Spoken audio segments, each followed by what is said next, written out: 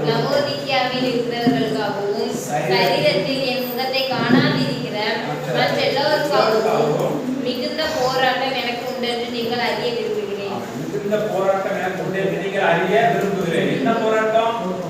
மிகுந்த போராட்டம் உண்டென்று எனக்கு உண்டென்று நீங்கள் அறிய விரும்புகிறேன். அவருடைய எந்த போராட்டம் இருக்குது அப்படின்னா 2ஆம் வசனத்துல சொல்றார், அவருடைய இருதயத்துல பெரிய போராட்டம் இருக்குது. ஜனங்களை குறித்து, சபையாரை குறித்து, அவர் கண்டவர்களை குறித்து, இயேசுவை விசுவாசித்தும் இவர் காணாதவர்களை குறித்து ஒரு மிக சிறந்த ஒரு போராட்டம் அவர் மனதிலே இருந்து கொண்டிருக்கிறது. என்ன போராட்டம் என்றால் அவருடைய இருதயங்கள் தேய்ச்சப்பட்டு, ஹல்லேலூயா, இப்போ இயேசு கிறிஸ்துவை விசுவாசிக்கிறவருடைய இருதயங்கள் தேய்ச்சப்பட்டு அவர்கள் அன்பில் இணைக்கப்பட்டு, அவன் எந்த அன்பில? இயேசு கிறிஸ்துவின் அன்பிலே இணைக்கப்பட்டு. அப்போ அவர்கள் இருதயங்கள் தேய்ச்சப்பட வேண்டும். அவர்கள் அன்பில இணைக்கப்பட்டு பிதாவாகிய தேவனுக்கும் கிறிஸ்துவுக்கும் உரிய ரகசியத்தை அறிந்து கொள்ளுகிற அவர்களுக்குள்ள ஒரு ரகசியம் இருக்குது. ஹல்லேலூயா.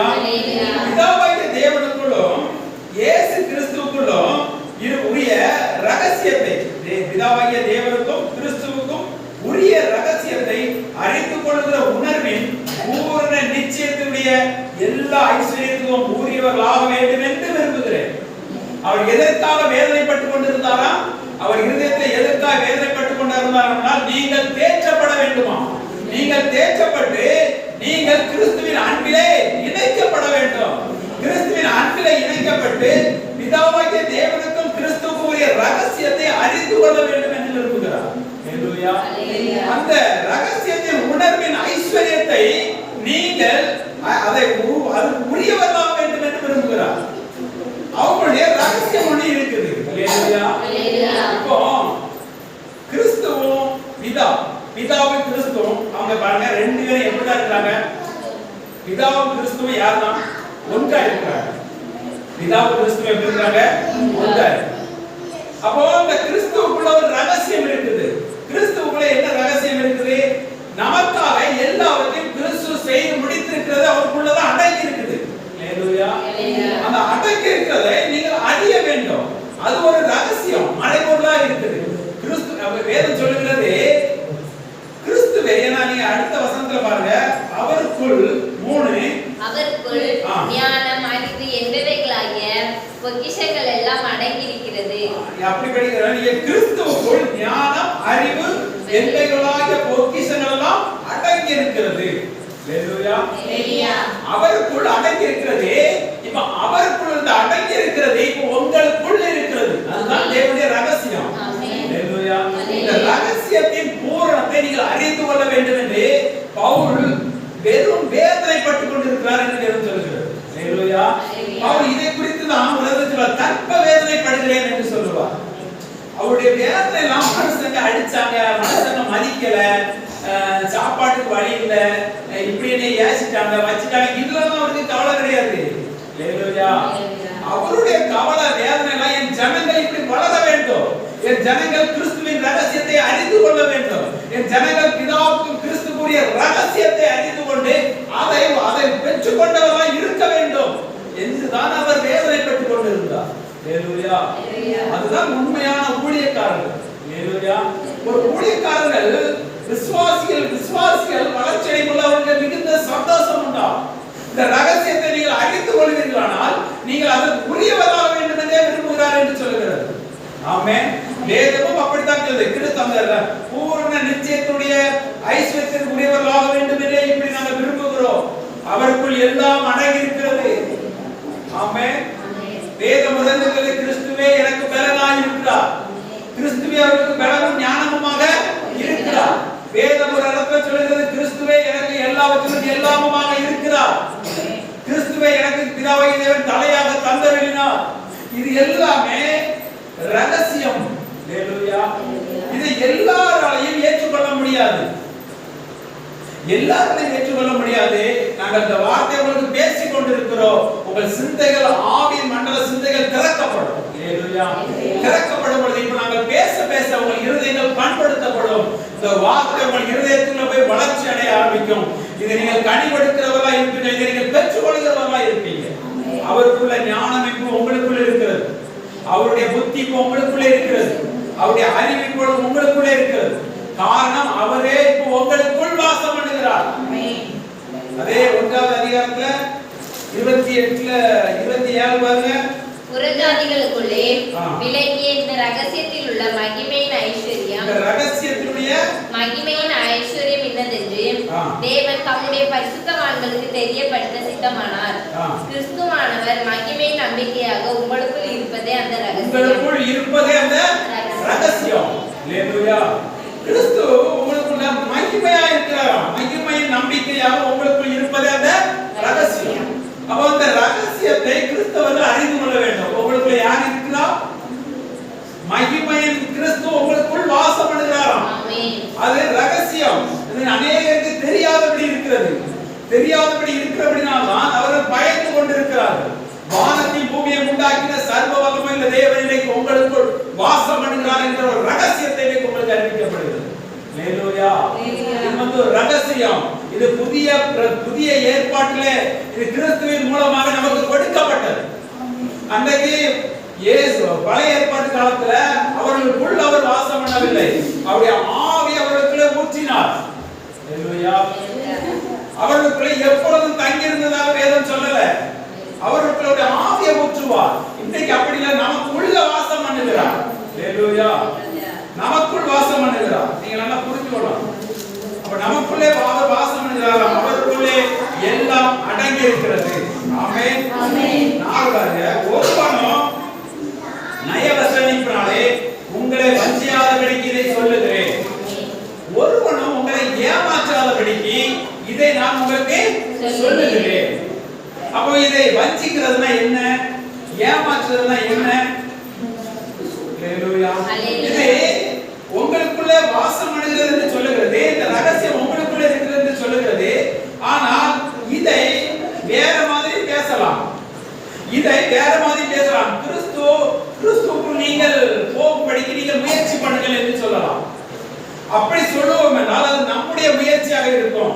அப்போ நாம் அப்படி முயற்சி பண்ணி கொண்டே தான் இருப்போமே ஒழிய அவர் எனக்குள் இருக்கிறார் என்பதை நாம் விசுவாசிக்க மாட்டோம். அல்லேலூயா. அல்லேலூயா. இப்போ சொல்றாங்க, இப்போ போதனை பண்றாங்க, இந்த வசனத்தை போதனை பண்றாங்க. சொல்றாங்க, கர்த்தர் உனக்குள் வாசம் பண்ண வேண்டுமானால் நீ இப்படி எல்லாம் இருக்க வேண்டும், இப்படி எல்லாம் நடக்க வேண்டும் என்று அவங்க சொல்றாங்க. கேட்பதற்கு நல்லா இருக்கும். அப்படிதானே? இப்படியெல்லாம் நீங்கள் இருந்தால், இப்படியெல்லாம் நீங்க வாசம் இருக்கும் பொழுது கர்த்தர் உங்களுக்குள் வாசம் பண்ணுவார் என்று சொல்லப்பட்டிருக்கு அப்படின்னு சொல்றாரு. அப்ப இதெல்லாம் இருக்கிறது. இப்போ நீங்க பூமியில, இந்த பூமி பாவ உலகத்துல இருக்குது. அப்படிதானே? இந்த பாவ உலகத்துல உங்கள் சிந்தைகள் மாறுகிறது, உங்கள் செயல்பாடுகள் மாறுகிறது, எல்லாம் மாறுகிறது. அப்பொழுது உங்களுக்குள் கிறிஸ்து தங்கி இருப்பார் என்று நீங்கள் விசுவாசிக்க முடியுமா? முடியாது. ஏனென்றால் நமக்கு எப்படி பிரசங்கம் பண்ணப்பட்டிருக்கும், இப்படி எல்லாம் நீ வாழ்ந்தால் உனக்குள் அவர் தங்கி இருப்பார் என்று நமக்கு சொல்லப்பட்டிருக்கும். அப்போ இதை நீங்க பார்க்கும் பொழுது அப்ப நமக்குள்ள கர்த்தர் இல்லை என்று நீங்க விசுவாசிக்க ஆரம்பிச்சிருவீங்க. கர்த்தர் இல்லை என்று சொல்லும் பொழுது நீங்கள் அதை விசுவாசிக்கலன்னா அந்த கர்த்தர் உங்களுக்குள்ள கிரியைகளை நடப்பிக்க முடியாது. வெறுமையான பாத்திரமாக இருக்கும். அங்கே பிசாசு வந்து வாசம் பண்ணுவான். அதனாலதான் சொல்றாரு, ஒருவனும் நயவசனிப்பினால் உங்களை வஞ்சியாதபடிக்கு இதை சொல்லுகிறேன். நயவசனிப்புனா என்னது? அதாவது ரொம்ப அருமையா பேசுவாங்க உங்களை. அதாவது சிலவங்க சொல்லுவாங்க மயக்கிட்டாங்க அப்படின்னு சொல்லுவாங்க தெரியுமா? அவங்க என்னத்தையோ வச்சு மயக்கிட்டாங்க அப்படின்னு சொல்லுவாங்கல்ல. ஏன்னா அவங்க அப்படி போகக்கூடிய ஆள் இல்ல, எதையோ வச்சு அப்படி நினைச்சிட்டாங்க, மயக்கிட்டாங்க. அதே போலதான் சொல்லப்பட்டிருக்கு, அவங்க நயவசனிப்பினால உங்களை வஞ்சியாதபடிக்கு இதை சொல்லுகிறேன். அல்லேலூயா. ஆமா. இந்த நயவசனிப்பு அப்படின்னா இதற்கு பழைய ஏற்பாட்டுல ஆதாரத்தை பார்ப்பாங்க. இப்போ நீங்க இப்படிலாம் வாழ்ந்தாதான் உங்களுக்குள்ள இருப்பாருன்னு சொல்ல உடனே எங்க ஆதாரம் இருப்பாங்க? பழைய ஏற்பாட்டுல ஆதாரத்தை எடுப்பாங்க. பழைய ஏற்பாட்டுல இப்படிலாம் இருந்தபடினாலே தேவன் அவர்களுக்குள் வாசம் பண்ணினார் அப்படிம்பாங்க. ஆனால் நமக்கு நம்ம எப்படி இந்த கற்பனை எல்லாம் கைக்கொள்ள முடியாதவர்கள் எப்படி யோசிப்பாங்க? அப்ப நமக்குள்ள தேவன் வாசம் பண்ண மாட்டார் அப்படின்னு விசுவாசிக்கிறபடினால அங்கே யார் வருகிறார்? பிசாசு வருகிறார். அல்லேலூயா. அப்படி நீங்க நல்லா புரிந்து கொள்ளணும். இந்த உங்களுக்குள்ள வாசம் பண்ணுகிறதும் அவருடைய ஆவி உங்களுக்குள்ள வந்ததும் உங்க பக்தினாலும் சக்தினாலும் வரல. நீங்கள் இயேசு கிறிஸ்துவுக்குள்ளே நீங்கள் விசுவாசித்தபடினால், நீங்கள் இயேசு கிறிஸ்துவுக்குள்ளே பழைய மனுஷன் மரித்து நீங்கள் அவருக்குள் நீங்கள் பிழைத்திருக்கிறீர்கள். இப்ப நீங்க இல்ல கிறிஸ்து உங்களுக்கு பிழைத்திருக்கிறார் என்று நீங்க விசுவாசிக்கிறபடினால் நீங்க நினைக்கிற கர்த்தர் எனக்குள் வாசம் பண்ணுகிறார், கிறிஸ்து எனக்குள் வாசம் பண்ணுகிறார், அவருடைய ஆவினால் என்னை மறுபடியும் உயிர்ப்பித்திருக்கிறார் என்று நீங்க விசுவாசிக்கிறீங்க. ஹalleluya. இந்த விசுவாசம் உங்களை பக்திக்கு ஏதுவாக நடத்தும். இந்த விசுவாசம் உங்களை பரிசுத்தத்துக்கு நேராக நடத்தும். இந்த விசுவாசம் உங்களை தேவனுடைய பிள்ளையின் சாயலிலே உங்களை நடத்தும். ஹalleluya. இதை நீங்க உறுதியா விசுவாசித்திருக்கும் பொழுது அந்த விசுவாசம் தான் உங்களை இந்த உலகத்தை ஜெயிக்கிற ஜெயம். என்ன விசுவாசம்? அவர் சொல்றாரு தேவனால் பிறந்ததெல்லாம் உலகத்தை ஜெயிக்கும் அப்படின்னு சொல்றாரு. சொல்லிட்டு அடுத்த உங்கள் விசுவாசமே உலகத்தை ஜெயிக்கிற ஜெயம். அப்ப என்ன விசுவாசம் உலகத்தை ஜெயிக்கும்? அதாவது விசுவாசிக்கிறவங்க எல்லாரும் விசுவாசிக்கிறாங்க. விசுவாசமா தேவன் தான் விசுவாசிக்க, இயேசுவை விசுவாசிக்கிறது தேவனுடைய குமாரன் அப்படி சொல்லுகிறது. அவளும் விசுவாசிக்க தான் செய்யறான். ஹalleluya. அப்போ அவனும் விசுவாசிக்கிறான், நம்மளும் விசுவாசிக்கிறோம். அவங்க விசுவாசமே உலகத்தை ஜெயிக்கிற ஜெயம் என்று சொல்லப்பட்டிருக்கிறது. நான் கிறிஸ்துவுக்குள் பழைய மனுஷன் மரித்தான் மறுபடியும் பிறந்திருக்கிறேன் என்பதை நாம் விசுவாசிக்கிறோம். இந்த விசுவாசத்தால் எனக்குள் கிறிஸ்து தங்கி இருக்கிறார் என்று நாம் விசுவாசிக்கிறோம். எனக்குள் கிறிஸ்துவின் ஆவி அவர் தந்திருக்கிறார் என்று விசுவாசிக்கிறோம். இந்த விசுவாசத்தினால் நாம் இந்த உலகத்தை ஜெயித்திருக்கிறோம். ஹalleluya. இது நம்ம பக்தியில வரல, நம்ம விசுவாசத்தினால். என்ன விசுவாசம்? தேவன் எனக்குள் தங்கி இருக்கிறார், கிறிஸ்துவின் ஆவி எனக்குள் இருக்கிறது, அவர் என்னை நடத்தி கொண்டிருக்கிறார், அவர் என்னை விட்டு விலக மாட்டார். அதை நீங்க நினைக்கிறபடினால் அந்த விசுவாசம் உங்களை சகல பக்திகளும் நடத்துகிறது. அந்த விசுவாசம் உங்களை ஆவியில பிழைத்திருக்கிறதை உங்களுக்குள்ளே நம்ப வைக்கிறது. நீங்க ஆவியின் பிள்ளைகளாய் இருக்கிறீர்கள் என்பதை நம்ப வைக்கிறது. நீங்க தேவனுடைய பிள்ளை என்பதை உங்களுக்குள்ளே நம்ப வைக்கிறது. அந்த நம்பிக்கை உங்களுக்குள்ளே பரிசுத்தத்திலே நடத்துகிறது. ஹalleluya. இப்போ நல்ல கவனிங்க. இப்போ நீங்க நடக்கல, நீங்க விசுவாசித்தபடினால் உங்களுக்குள்ளே அந்த கிரியைகள் நடப்பிக்கிறது. நீங்கள் இருதயத்திலே நீங்கள் ஏற்றுக்கொண்டபடினால், இந்த வார்த்தைகளை எல்லாம் உங்கள் இருதயத்திலே நீங்கள் வைக்கிறபடினால், இந்த இருதயத்திலே அந்த வார்த்தை இருக்கிறபடினால் நீங்கள் சாந்தமாய் மாறுவீர்கள், நீங்கள் பரிசுத்த வாழ்க்கை வாழ்வீர்கள். அப்போ இது எதனால வரும் அப்படின்னா கிரியைகளால் உள்ள விசுவாசம் இல்ல, விசுவாசத்தினால் வருகிற கிரியைகள். ஹalleluya. தேவன் எனக்கு செய்திருக்கிறார் அந்த தேவ நீதியை நீங்கள் பிடித்திருக்கிறபடினால் அந்த தேவ நீதி உங்களை சகலவற்றிலும் நீதியாக வளர வைக்கும். ஏனென்றால் இப்பொழுது நீங்கள் தேவனுடைய நீதியின் வித்துல நீங்கள் இருக்கிறீர்கள், அதன் கனியை தான் நீங்கள் கொடுப்பீர்கள். ஆதாமின் வித்துல வளர்ந்தவர்கள் ஆதாமுக்குரிய கனிகளை கொடுப்பார்கள், கிறிஸ்துவின் வித்திலே வளர்ந்தவர்கள் கிறிஸ்துவுக்குரிய கனிகளை கொடுப்பார்கள். ஹalleluya. நீங்கள் கிறிஸ்துவினால் உண்டான வித்துகள். ஆமென். நீங்கள் கிறிஸ்துவினால் உண்டான பிள்ளைகள். ஹalleluya. ஆதாமின் பிள்ளைகள் பாவத்துக்கு அடிமையாக்கப்பட்டார்கள், நீங்கள் நீதிக்கு அடிமையாவீர்கள். ஹalleluya. நீதியாகிய இயேசு கிறிஸ்துவுக்கு நீங்கள் அடிமையாகிவிட்டீர்கள். இது அவருடைய ரகசியம். பவுல் இதைத்தான் இந்த ரகசியத்தை நீங்கள் அறிந்து கொண்டு அதற்கு உரியவர்களாக ஆக வேண்டும் என்று நான் விரும்புகிறேன். அதற்கு அந்த ஐஸ்வர்யத்துக்கு உரியவர்களாக மாற வேண்டும். உரியவர்கள்னா அதற்கு உரியவர்கள் அப்படின்னா என்னன்னா அதற்கு நீங்க தான் சொந்தக்காரர்கள். ஹalleluya. இப்போ யாராவது ஒரு 10,000 ரூபாய் உங்களுக்கு கொடுப்பதற்கும் அந்த கொடுப்பதற்கும் அதற்கு உரியவர்களாய் மாறுவதற்கும் வித்தியாசம் இருக்குது. எனக்கு இல்ல ஒரு ஆளுக்கு நான் 10,000 ரூபாய் கொடுக்கணும்னா கொடுத்ததோட முடிஞ்சிடும். ஆனால் அவர்கள் அந்த 10,000க்கு அந்த சொத்துக்கு அவர்கள் தான் உரிமை உடையவர்கள்னா அதுதான் இருந்து அதுக்கு உரியவர்கள். நீங்கள் அதற்கு உரிமை உடையவர்களாக நீங்கள் இருக்கிறீர்கள்.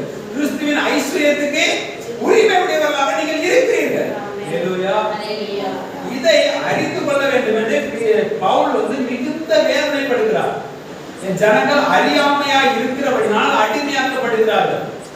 அவர்கள் நான் இப்படி பாவத்தில் இருக்கிறேன் என்று அவர்கள் விசுவாசிக்கிறபடினால் அவர்கள் பாவத்துக்கு அடிமையாக்கப்படுகிறார்கள். வேதம் உங்களை பார்த்து சொல்கிறது, ஒரு ரகசியத்தை சொல்கிறது, நீங்கள் கிறிஸ்துவுக்குள் பிழைத்திருக்கிறீர்கள், கிறிஸ்துவின் ஆவி உங்களுக்கு தங்கி இருக்கிறதை நீங்கள் அறியாதிருக்கிறீர்களோ என்று வேதம் சொல்கிறது. உங்களுக்குள்ள எது தங்கி இருக்கிறதா? கிறிஸ்துவின் ஆவி தங்கி இருக்கிறதா? எத்தனை பேர் விசுவாசிக்கிறீங்க? எத்தனை பேர் நம்பீங்க எனக்கு கிறிஸ்துவின் ஆவி இருக்கிறது? அப்ப கிறிஸ்துவின் ஆவி உங்களுக்குள்ள இருக்குதுன்னா நீங்கள் கிறிஸ்து அதுக்கு ஏற்றபடி நீங்கள் அதை விசுவாசிக்கும் பொழுதுதான் நீங்க எனக்குள்ள கிறிஸ்துவின் ஆவியானவர் இருக்கிறார், எனக்குள்ள தேவன் தங்கி இருக்கிறார் நீங்க விசுவாசிக்கும் பொழுதுதான் அது உங்களை செவ்வையான பாதையில நடத்தும். ஹalleluya. அந்த விசுவாசம் தான் உங்களை இந்த உலகத்துல இருந்து ஜெயிக்க வைக்கும். ஆமென். அந்த விசுவாசம் தான் நீங்கள் ஆவியில பிறந்திருக்கிறதை உங்களுக்கு உறுதிப்படுத்தும். அந்த விசுவாசம் தான் நீங்கள் தேவனுடைய பிள்ளை என்பதை உங்களுக்கு உறுதிப்படுத்தும். ஆமென். இது எல்லாமே கிரியைகளால செய்ய முடியாது, விசுவாசத்துல தான் இதை செய்ய முடியும். ஹalleluya. அதுதான் ஆவியின் வழி நாம எதையுமே பார்க்க முடியாது, காணாததை நாம் விசுவாசிக்கிறோம். அதுதான் ஆவியின் பிள்ளைகள்.